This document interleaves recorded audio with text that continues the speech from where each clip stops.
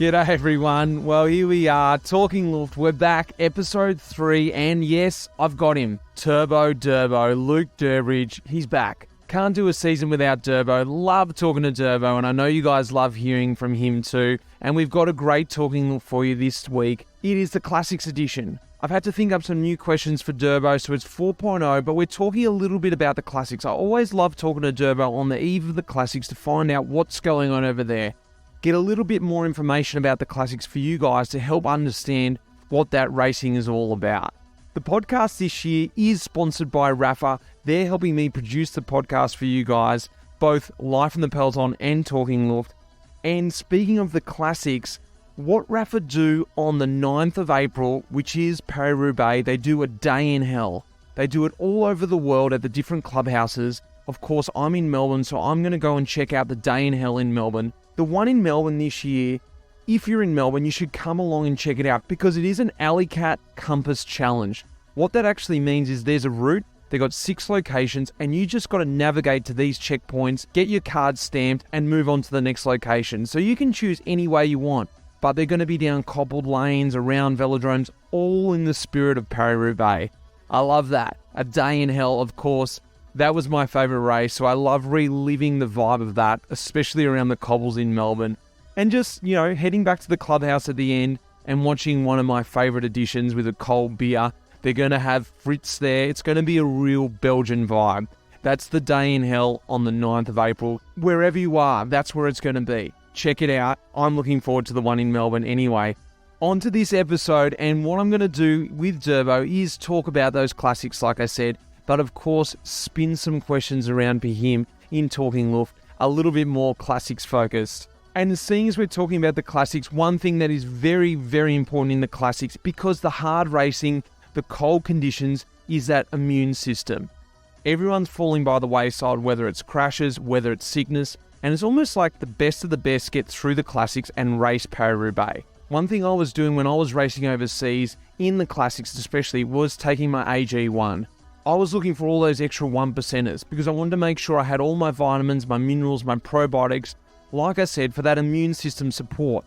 Also for good gut health, because we're picking up all this sort of crap off the road into our mouths as we're racing, and a lot of times we had upset guts. So this was really important for me, especially in the Classics.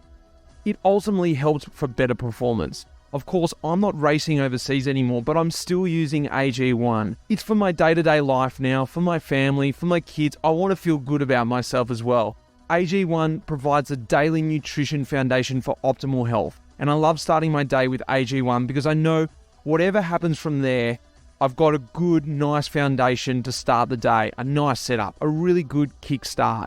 If a comprehensive solution is what you need from your supplement routine, the Athletic Greens is giving you a 1 free year supply of vitamin D plus 5 free travel packs with your first purchase. Head across to athleticgreens.com/lifeinthepeloton. That's athleticgreens.com/lifeinthepeloton. Now guys, Talking Luft, let's get straight into it. Sit back and enjoy. Here he is, Luke Durbridge.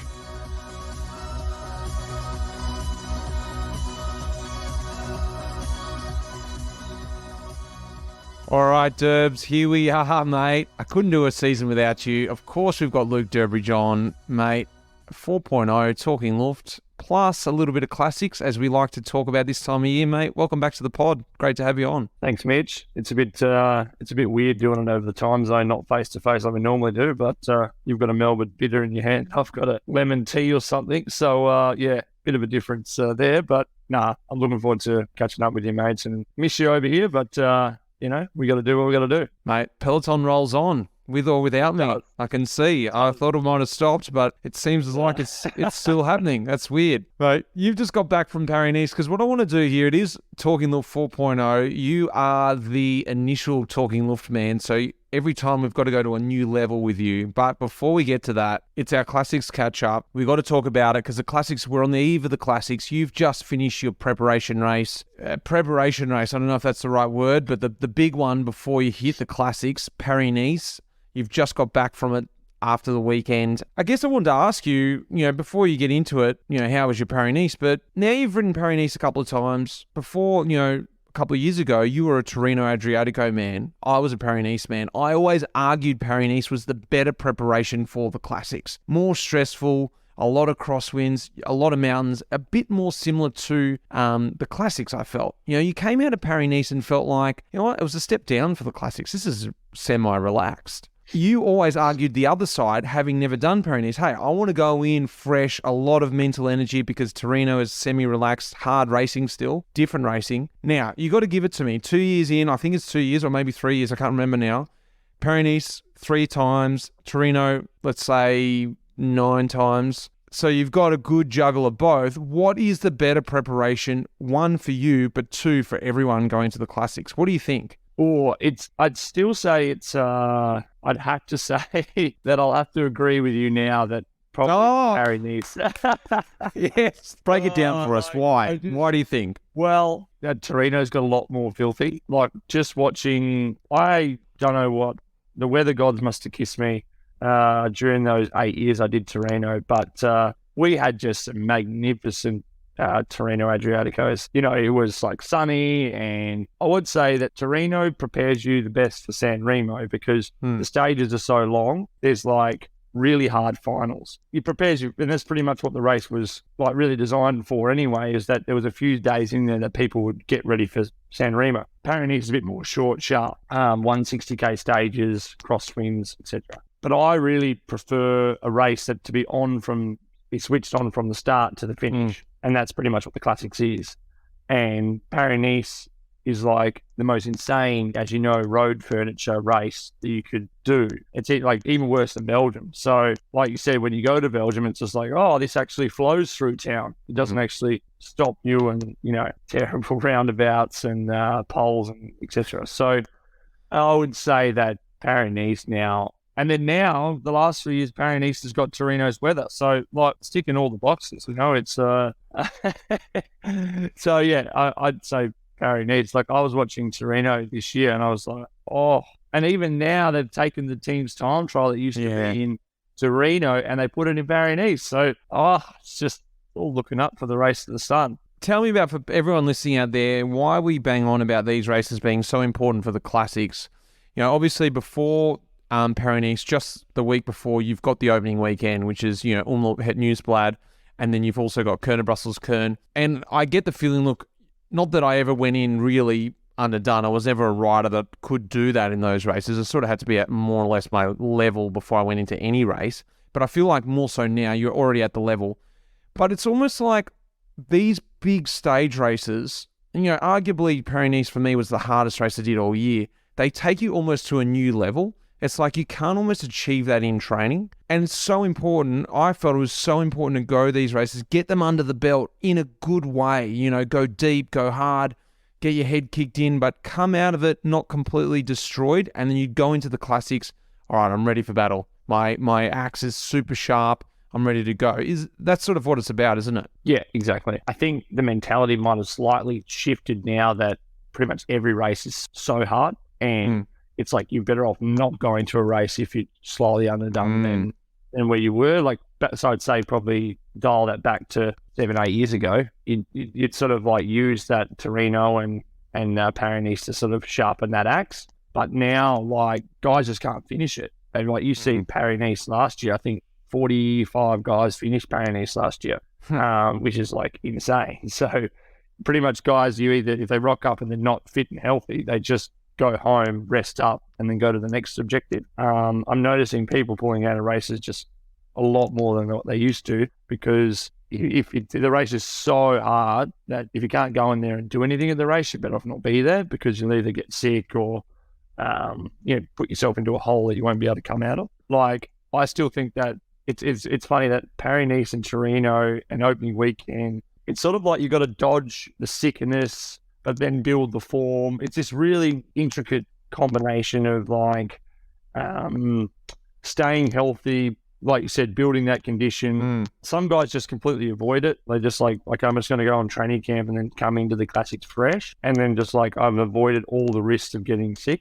But then they also risk the fact that they're not as, like you said, sharpened axe because they haven't come off a Torino or a Paris. It's the next question I sort of wanted to ask you is, and you're an old pro now. You're in your 12th year as a pro. You're a veteran. I'm happy to call you that, a veteran of the scene. That's the thing you're used to. You're used to using racing for sharpening the axe. But I feel like the new generation is able to do that because look, I'm not saying you can't do that in training. You've also adapted with the peloton, more so than I did, because I was slightly earlier than you, and guys younger than you are just used to doing that in training, going as deep as a race in training. But the thing is too, I get the idea that these guys have got everything controlled, which I don't know, is it a good or a bad thing? I sort of like the feeling that, of course I'm going to agree with this because this is what I was used to, but a race sort of made you got thrown these curveballs. You're on the limit and suddenly it's split in the cross when you got to get across.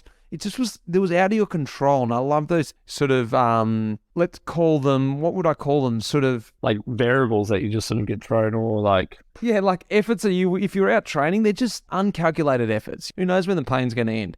And that's what the classics are about. I guess there's two sides to it. As a veteran of the classics now, a veteran in the peloton, two questions I sort of want to ask you towards the classics now, moving away from Paris-Nice and Torino, is what have you seen sort of change with yourself over those 10, 12 years now when it comes to the classics? And secondly, what have you seen change with the peloton? How's it different now in the classics when you think back to 212, 213, 214, those early years in the classics when we were over there together, discovering it, learning the roads, all that crap? What about you personally? What's changed for you when you go to the classics now? I guess for me, what's changed is the relaxedness coming in, not like giving a hell about the classics. That's not the truth at all. It's more a calmer approach. Remember when it was at 12, 13, you really want to finish Paris-Nice. And if you don't finish Paris-Nice, then your whole classics are ruined. Or you have to do this training effort, because if you don't do this training effort, then your classics are ruined. And really building up this aspect of like, you have to tick all these boxes prior to the classics, that you won't be there if you don't do that. If you really think about it, when you start opening weekend to when you do Paris-Roubaix, man, that's like 9 weeks or something, maybe. Like could be even 10 weeks. You think about 10 weeks. If you got 10 weeks of training to put yourself in the best shape possible, that is so much time. So as long, say you might have a bit of an upset, get crook in Paris-Nice, you get crook in Torino, or you crash out of one race here, doesn't mean that by Paris-Roubaix it's all ruined. Like, we have this, and it happens with all of us. And look at Heyman. Yeah, exactly. Prime example. Heyman crash out, opening weekend, wins Paris-Roubaix. Like, I think now going into it, like, guys were freaking out that we had a rest day in Paris-Nice, and I was like, well, did they go out and simulate the day? Yeah, it was a bit like, oh, well, we should, I've eaten like 5,000 kJs, to get ready for this stage. I really wish I was wanting to race. And you look outside and, mate, the trees are sideways. Mate. Get the ergos out. It's one of my teammates who went for a ride, and he's like, oh, we'll go for a ride. It's sunny outside. And he's going, oh, I can't believe we camped out. It's just actually ridiculous. And then this gust of wind just picks up this massive cardboard box and just smashes into him and nearly knocks him off his bike. It was just like an instant karma. And I'm like, oh, yeah, you wanted to race, did you? Yeah. For me, it was like, yeah, just take it when you can. Okay, that's a rest day. That's perfect. Like, that's another thing that maybe avoid me from going too far over the edge. Because when you go into Paris-Nice, Torino, and you've got really good shape, you're like, I better push here to test the classics legs. And in the peloton, I went up to Stefan Kuhlmann and I was like, oh, we better go deep today, for the classics, like old school, we better push, which then you saw some guys, they end up coming out getting crook or got COVID or anything like this, because it just goes that extra little bit too deep, that the body's really fit, but the weather's still 5 degrees, potentially rain. It's a really funny period, Mitch. Like, it's so weird to enjoy it, but it's a weird time because you get a phone call. This guy's, got bronchitis, he's out. This guy's got, a stomach bug because he's out. And then, Torino had, 10 days of rain, so they're all completely ruined. And then Paris-Nice only had sun, but was pretty easy, so they're not really that strong. So, like, easy.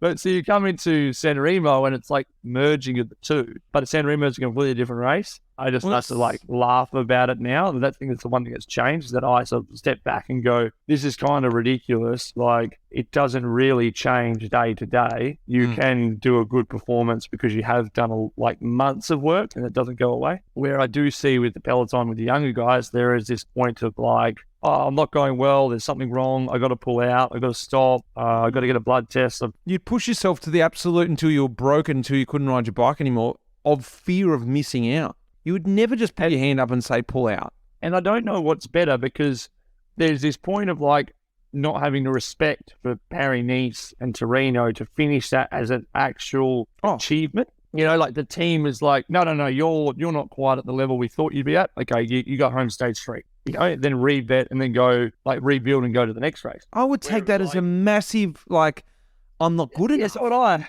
It's what I like. You feel really shit, but that's what happens. And then I guess that's why each race is just so hard now. Yeah. Because those guys that were good in Paris pulls the ripcord, which so many times we should have pulled the ripcord and gone home and just done that extra 10-day block. And then you save a catastrophic roller coaster to the bottom.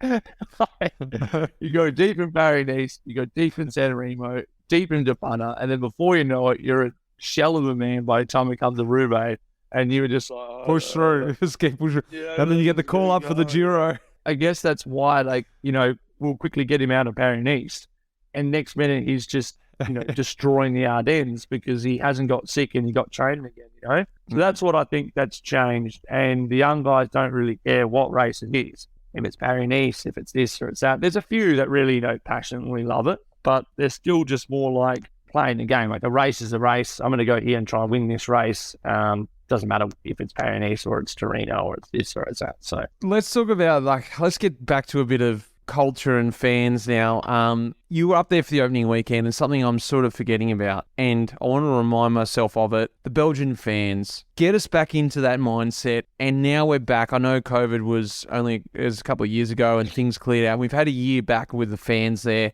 What was it like being back there opening weekend? Are you looking forward to getting back to Belgium? You know, like, I know it's a bit of a love-hate relationship with Belgium.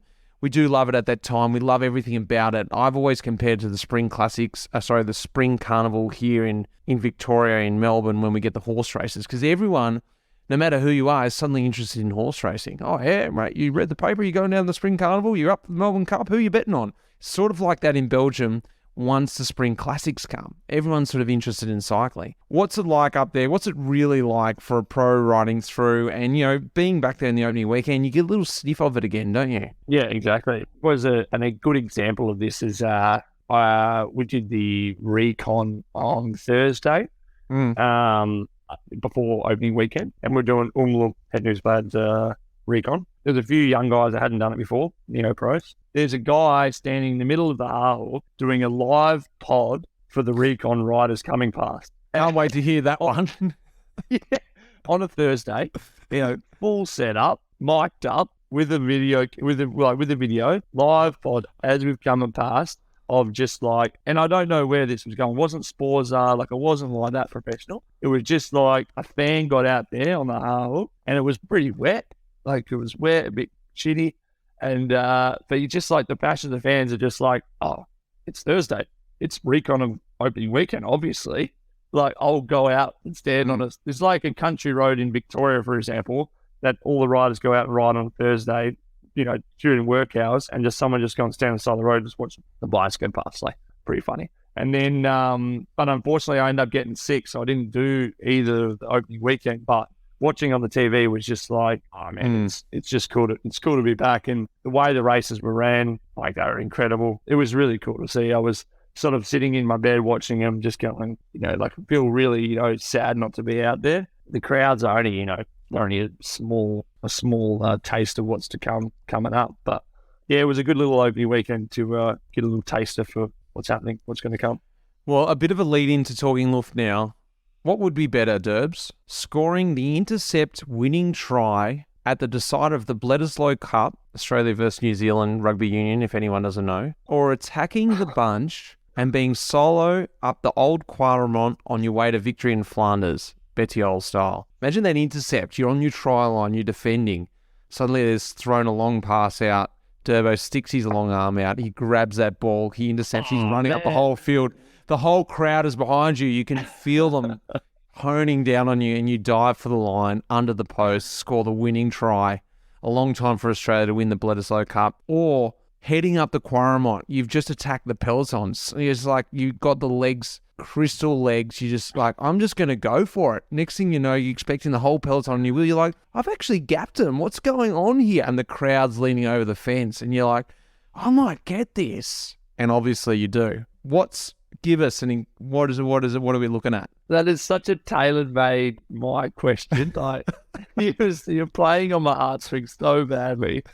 I cried last year when we lost Bledisloe. You know what I mean? Like, but yeah, I know I'm imagining it, but I'm still going to say Quaramont. Winning Tour of Flanders would be still for me. I mean, it's what I've done my entire career. Like, I never played high-level rugby, so it's only a pipe dream, and it's still one that I still dream about. But, you know, like, I've actually witnessed what that feels like going up the Quaramont, and imagine if they were cheering actually you this time. And you're solo. Yeah, you come in, and then there's the big line of Flanders flag, you know, flying in the background, and you're just there, you know, looking back, 5 guys splinting out behind you, and you just, oh, man. I wouldn't do the bike salute, though. I just hop off. There. Look to this. No, I wouldn't do that one. But yeah. All right. Well, let's start talking Luft. 4.0 Durbo. I've got 1, 2. Are you not going to ask everyone that question? No, that's not even talking Luft. That's just one for you. 1, 2, 3, 4, 5 topics. Sorry, 4 topics. Let's do it. Style and clothing, bike knowledge, off the bike, and about you. You ready? Yep. Hit me. Style and clothing. This is a little bit more of a classics theme about this one. You start the race, it's cold, so you put the long finger gloves on. What do you do when you take your long finger gloves off mid-race? Do you have the short finger gloves ready in your pocket? Do you go bareback and race without gloves to the end of the race, Boonen style? Or do you start with short finger gloves underneath your long finger gloves, so when you peel them off, you're ready to go rock and roll, let's race? The third. You do start with the short finger, because that was something I used to do as well. Yeah. No, I really hate big, like, bulky gloves that you can't really do anything with. I see some guys that roll around with massive gloves on, and if you put the, like you used to do, like the small, I think I might even got the tip from you, but the short finger gloves is like quite a thin, long glove over the top. That seems to be enough warmth. In Paris-Nice, I just wore warm gloves. And then about halfway through the stage, I just ripped them off and just ran bareback to the finish. And I hated it. So you could have put the mitts in the pocket. The problem is you put the mitts in the pocket, they're hard to get on. You got to take your hands off the bars. Yeah. Could barely get them on, crosswind, trying to get a little finger glove on, you know. So that was a third. When you take your rain jacket off mid-race and it's really fast, it's quite a hard scenario. What do you do? Do you roll it up, put it in a pocket? Do you go camel style, slide it under the jersey and have that whole camelback look? Or do you just gift it to a fan and just let it flail in the wind and do the glory throw? No, we do not get enough kit for that. That's sort of like, that's my one short sleeve rain jacket for the year. I'm going to hold on to that, you know, like, did you get my jacket? Did to a staff member, did you get my jacket on the radio? So no, I just put it in the back pocket. Depends on how fast. Back pocket. If it's real fast, I'll just be like straight down the back here, shimmer shoulder blades. And then, because then when you tuck your head back, then it's like semi-aero helmet thing. But most of the time I'm racing with the skin suit, you just pull your collar open and then you just stuff it down the back, you know, because you put it in your pocket, the pocket's a bit small. So maybe just take it off and just go stuff down the back. And then as soon as you see a staff member, then throw it to a staff member. I guess that the idea about this question is to let everyone understand about how little time you get to even put a jacket into some kind of space. It's just so frantic. It's so hard to do that stuff, isn't it? Oh, it's stressful. And a lot of guys will just, because you can't take your hands off the bars, might be crosswind or something. Like, you see guys coming back through the bunch because they've got their arms stuck in the rain jacket and they're freaking out because they can't get back in the line and they're out in the wind. You know, and a guy might just grab it and just pull the last bit for them, so because they can't get their second hand off the bar. But some guys really, you know, take the piss. You know, they'll sit up in the middle of the peloton and just roll it up, pull the arms out the correct way, you know, stuff it in the back pocket. And I'm like, they're really tight packed in the peloton. They do this, and I'm just like, mate, you got big balls, eh? Because you got no hands on the handlebars in the middle of the peloton, and we're racing. So yeah, I don't know what those guys just built differently. Have you ever rubbed your whole body in heat cream before the start of a knowingly rotten, freezing, wet day? Whole body? No, definitely not. No, that's way too risky. Done it. I do the legs, but does it even work? Like. Well, it was early days, Skill Shimano, when we didn't have enough kit. And I saw the other boys doing it. I just went, you know what, that just looks like the best idea I've ever heard of, because like I'm going to be so cold today. I think I was just like mid-classics, got scarred from a day before. And it doesn't really work. Ever do it? No. You just nude up and you just get lubed up with heat cream. You pay for it hard in the showers afterwards. That's what I was going to say. The shower afterwards would be horrible. You'd be on fire. All right, let's move on. Bike knowledge. Now, what I'm going to do is I'm going to name the team, every team from this year's peloton, and you just tell me what bike they're riding. You ready? Okay. AG2R. BMC. Alpecin de Koenig. Specialized. Bam Bow. Alpecin de Koenig. Well, I didn't even know that. Quick Step, no? No. That's the wrong team, Mitch. That's last year's. Soudal Quick Step. Oh, yeah, Ridley then. Oh. Soudal Quick Step. Specialized then. Yeah, right. Alpecin de Koenig then. Don't know that team existed. So it's Lotto Dynasty now. It's Alpecin. What? Caleb's team? No. I don't know that team. I would have no idea. What do you mean? They're not even in the World Tour. They are. Alpecin. Oh, Alpecin. Oh, Canyon. Really, the Koenig question. Sorry, I was like, oh, you try to catch it. Caden's going to hate me for that one. A starter. Willia. Bahrain victorious. Merida. Bora. Hansgrohe. Specialized. Cofidis. Look. EF. Canada. FDJ. Lapierre. Ineos. Pitarello. Intermarché. Cube. Jumbo Visma. Sorry. Oh, sorry. Zavello. Movistar. Canyon. Archaic Samsic. Bianchi. Oh, nice. DSM. Scott. Jayco. Giant. Segafredo. Trek. UAE. Colorado. Yeah, nice one. You actually navigated yourself well through that after the big curveball. Yeah, well, that was terrible from me. Like, Alpecin, I should have just clicked to that. But the Koenig question really got me at the battle because we were specialised. So, all right. I was so adamant, wasn't I? Yeah, I didn't know how to convince you. I was like, you're wrong, mate. The next one is cycling culture, but it's classic cycling culture. So we're talking about the classics. Can you name the 8 cobblestone climbs in this year's edition of Tour of Flanders? So all the climbs, but with cobbles on them in Flanders. There's no curveballs. They're just, you should know them. Koppenberg, Tyenberg, Patersburg, Quaremont. Are we doing flat sections too? Or no, just climbs? Only climbs. Kreuzberg or Old Kreuzberg, whatever. And then we have, what's that, 5? Yep. Did I say Tyenberg already? Yep. There's 9 then, because I didn't have Kreuzberg in it. Did I say Tyenberg? Yep. No, now you did. Okay. Tyenberg. You got 3 to go. Oh no, I did have Kreuzberg in it. Sorry, you've only got 2 to go. Do we have the? Are we saying that the Stationsberg is a climb, or not? Or no. Or Beekstraat or whatever it is. No, we're not. That's a flat. That's considered a flat sector when I was reading about it. But yeah, I know it's not. Think of one that they've actually repaired recently. Oh yeah, Eichenberg. Nice. And the last one, which it's a pretty hard one to think of. Cobbled climb. Starts with S. And the last part of it is your manager's name. Oh, Stegen Begendries. Well done. That's a new one. Yeah. That was thanks for the big giveaway at the end there. I wouldn't have got that one. That's actually not that old, I don't think, that one.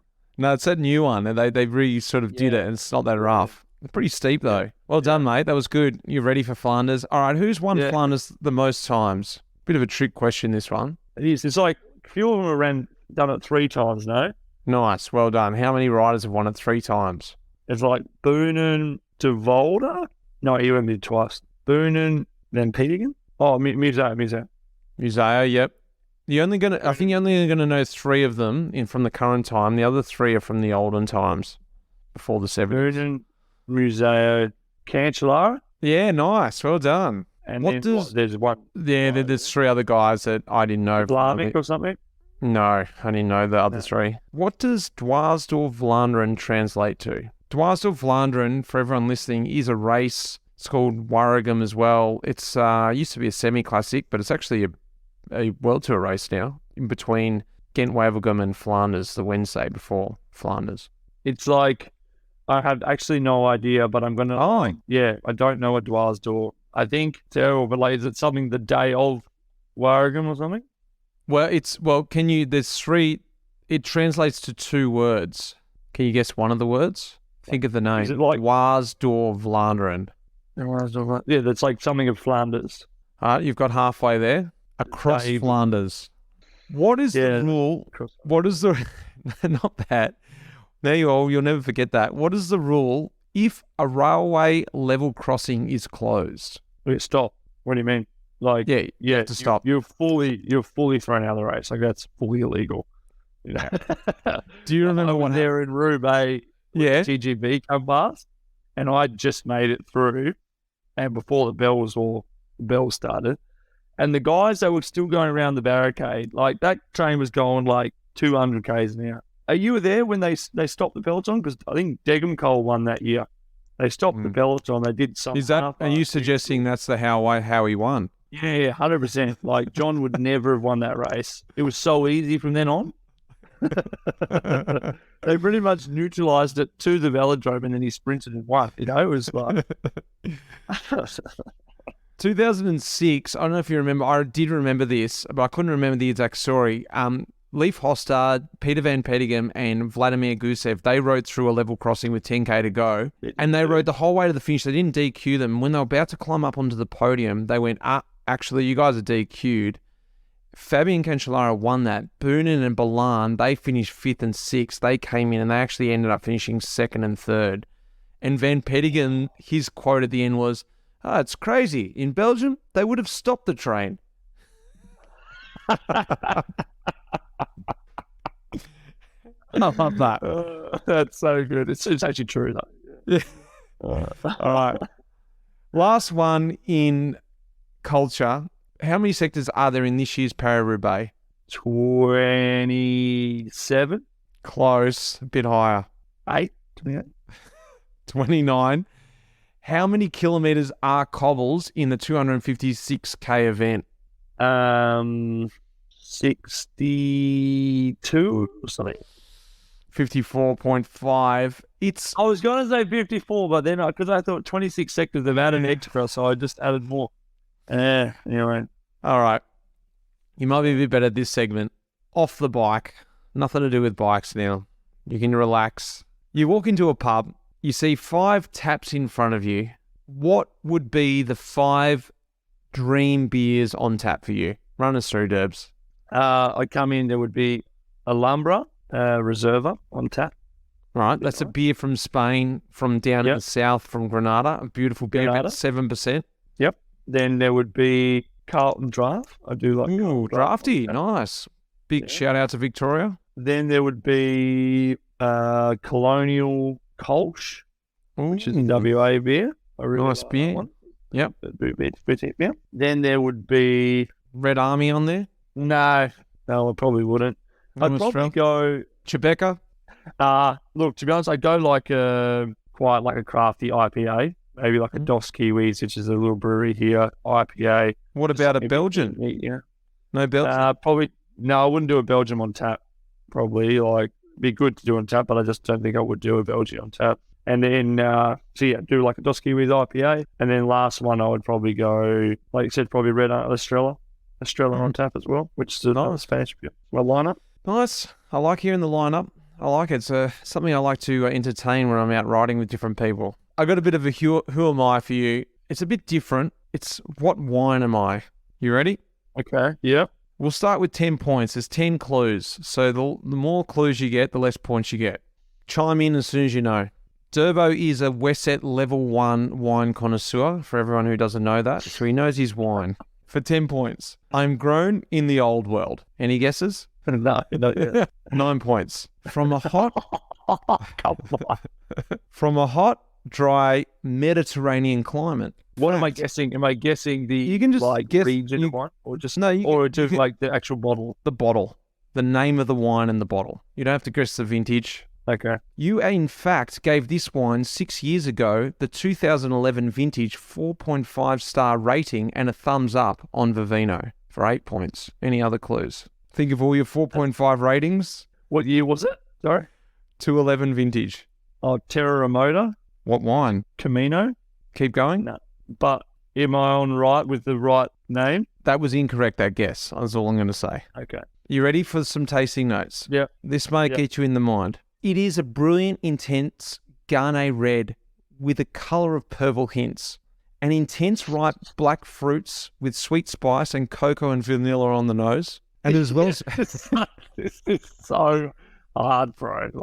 And it is well structured and complex with nice acidity, black fruits with cinnamon, soft tannins, large mouthful, with a long palate to finish.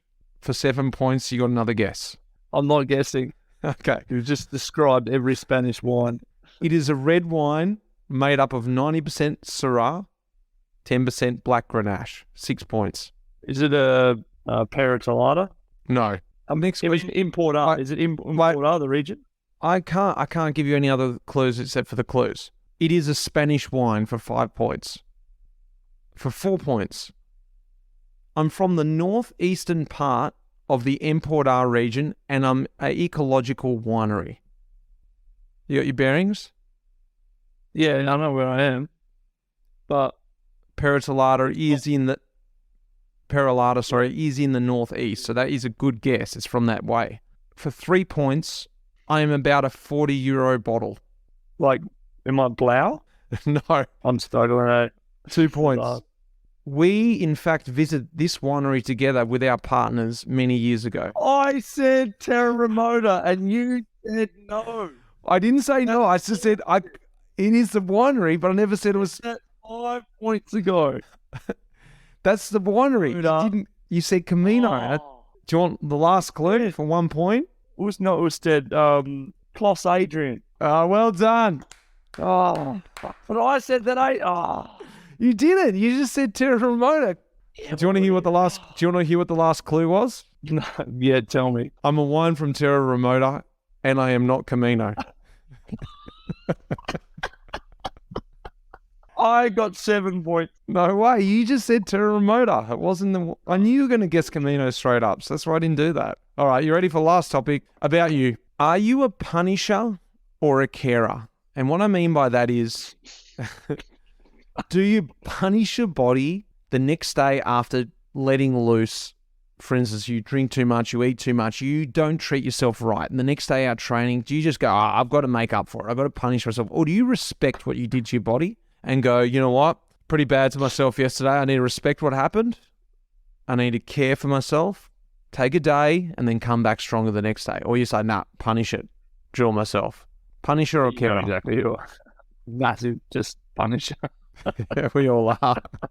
And we all know it's wrong. I'm at Durbo River one time and we just completely punished myself the night before. And then the next day, you decided to try and ride to Nana at like 37 kilometres an hour average because we had to get there. And we were destroying ourselves. But we sort of thought we're going to build this guilt up.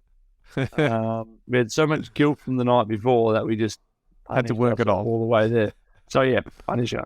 Do you like to push the pace, aka half wheel, when you're out training with someone, or you just like to follow the speed of what the bunch is going? Are you a half wheeler or are you a follower? Follower. That's no way you are. You're such a pusher. So because the thing is, you push it and I follow you, and then I just let you just half wheel me. So if I have to go training with someone, I'll just like cruise if they're going to go shoot. They want to ride hard. I'm happy to play the half wheel track. Okay. But they start it. Fair enough. Will you pay for treatment or will you wait for free stuff when you go to a race with the team? Pay for treatment for sure. Yeah, I'll probably get massage at least once a week and treatment. It is a common thing though, isn't it? You're a bit of a rarity. Yeah, actually true. Yeah. I go to a race and I get a massage at least once a week, and the Soigneurs are actually thankful for it. So they're not massaging sort of bricks. Couple questions to go. Do you apply chamois cream every day when it's needed, or you keep it dry as a bone? What's going on down there, mate? Dry. Dry as a bone. Yeah. Leather. I apply a cream post training pretty much every day. So like it's like a chamois cream, but it's not a chamois cream. That sort of like really helps. But I don't actually put it on while I'm riding. Last question, mate. You're well done. You've navigated through very well 4.0. It's a bit of a different one. Mate, what's the best thing? Because I know you're in your prime. You're really in your prime. Every time I talk to you, you keep telling me how much you're enjoying yourself. So the question is, what's the best thing about being a pro cyclist? I constantly remind myself that I get paid every day to wake up, to go riding on my bike, to travel all over the world, see these amazing places, race in a great team. Forever grateful for the opportunity that I got to do this. And I still don't really know how or why this is even a job. So I got to pinch myself, and I do remind myself that. So the best thing about being a pro cyclist is just waking up every day, knowing that your work is to clip in and go riding your bike. All the things that come with it. I feel like I live a fairy tale. So, sometimes it's hard. We do complain about how hard the racing is and things like that, but it's really not that hard. And I'm sure you can agree on the other side of the fence. It's all those little special things you get to do as a pro. You can't beat them, eh? Mate, nice. I knew you'd be really good with that one. Thanks, Durbs. Thanks for coming on Talking Luft once again. You are my favourite guest on Life in the Peloton, and I couldn't do a season without talking to you. Thanks, Durbs. Thanks, mate. Appreciate it. We'll take it easy.